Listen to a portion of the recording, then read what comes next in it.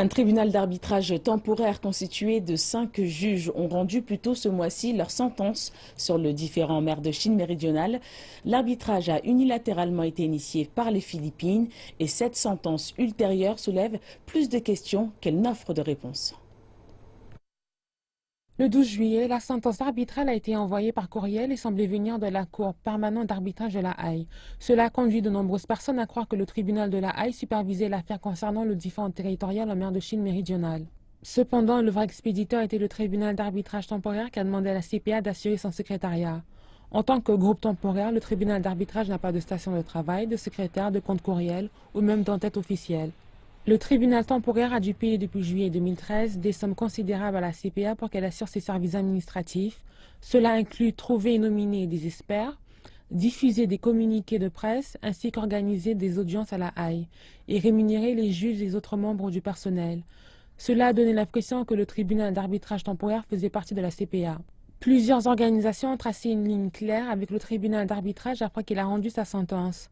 Un porte-parole du secrétaire général des Nations Unies a déclaré que les opérations du tribunal n'étaient en aucune façon connectées à l'ONU. La Cour internationale de justice de l'ONU a également réitéré qu'elle n'a jamais été impliquée dans l'arbitrage. La CIG dément les informations données par les médias selon lesquelles les tribunaux de l'ONU ont soutenu et participé à l'arbitrage. Le Tribunal international du droit de la mer a été créé en 1994 dans le cadre de la Convention des Nations unies.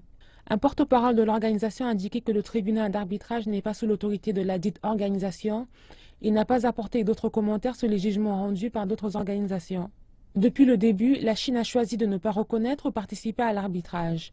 Les 5 juges ont été nommés par le président de l'époque du Tribunal international du droit de la mer en vertu de la Convention des Nations unies sur le droit de la mer.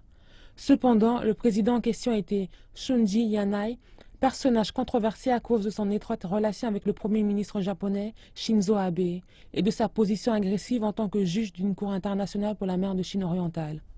Selon des experts en droit international, le jugement était rempli d'inexactitudes.